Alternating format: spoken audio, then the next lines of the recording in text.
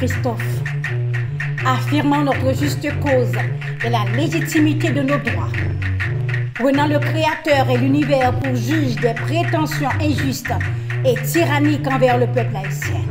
Nous, peuple haïtien, faisons connaître notre inébranlable résolution « Vivre libre ou mourir ».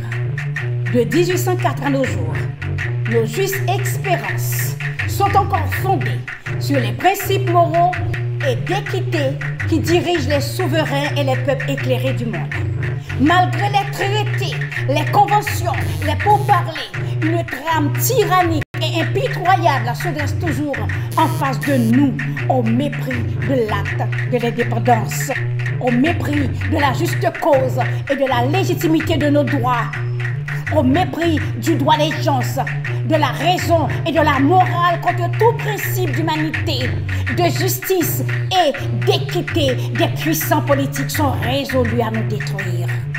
L'histoire des attentats et des crimes commis contre le genre humain par le plus grand cruel tyran ne présente pas un exemple semblable. 3 siècles d'esclavage suivis de 2 siècles de persécution politique acharnée contre le peuple haïtien au su et au vu du monde entier.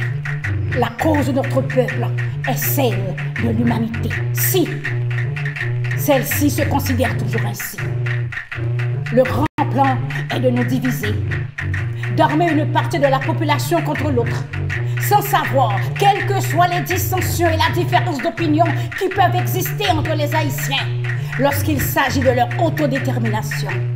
Ils sont et seront toujours unanimes pour maintenir le flambeau de la victoire de Verdière, toujours allumé et tenu par la main du Créateur de l'univers à jamais. L'aveugle crédulité des gouvernements en quête d'amitié a ruiné notre destin, si bien qu'aujourd'hui, personne ne peut se douter Haïti est confronté à une censure sur le plan de la politique internationale, voire une campagne de discrédit de sa personnalité politique à travers le monde entier. Le vœu de l'ennemi, c'est de dépouiller le peuple haïtien de sa vie, ses droits et provoquer la mort politique du pays. Plusieurs mesures sont en cours. Isolement, pillage de son patrimoine culturel, offre d'une relation commerciale outrageuse et onéreuse, pillage de sa matière première, falsification de son histoire, aliénation religieuse des masses, offre de l'alculturation en guise de formation, construction d'une image négative d'Haïti à travers le cinéma, les médias, la production littéraire, création de l'asphyxie politique et sociale à travers la manipulation des politiciens véreux, avides de pouvoir, etc. La crédulité des gouvernants, c'est de croire qu'ils sont en mesure de traiter d'égal à égal avec la haine érigée en système. Une idée vaine à l'instar des péripéties de toutes ces ouvertures.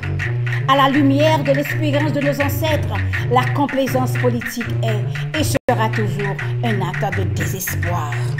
Haïtiens, Haïtiennes, renoncer à l'indépendance aujourd'hui, c'est renoncer à la liberté. La résolution unanime qui nous a conduit à la liberté, c'est vivre ou mourir. Aujourd'hui, 2022, elle n'a pas changé. Maintenir notre pays dans la dignité, c'est de nous unir envers et contre tous pour une paix durable. Ne luttons point les uns contre les autres. De préférence, luttons les uns avec les autres pour garder l'héritage de nos ancêtres. Faisons fi de la manipulation politique, économique et sociale de nos ennemis, créant des intrigues à travers des complices au sein de la population civile afin de provoquer de l'instabilité, la ruine, la misère, l'insécurité, les soulèvements, la guerre civile dans le but de nous détruire. Il a été démontré que nous ne pouvons traiter d'égal à égal avec l'ennemi, à moins d'obtenir les garanties de notre droit à l'autodétermination. Nous n'avons pas seulement à travailler pour assurer l'existence, la liberté et l'indépendance de la génération actuelle, mais il faut encore que nous travaillions pour assurer la possession et la jouissance de nos acquis aux générations qui viendront après nous. Et ce n'est que par nos constants efforts, notre sagesse et notre prudence que nous pourrons y parvenir. Aucune négociation ne doit être entamée par nous avec un État qui n'aurait pas le respect de notre souveraineté.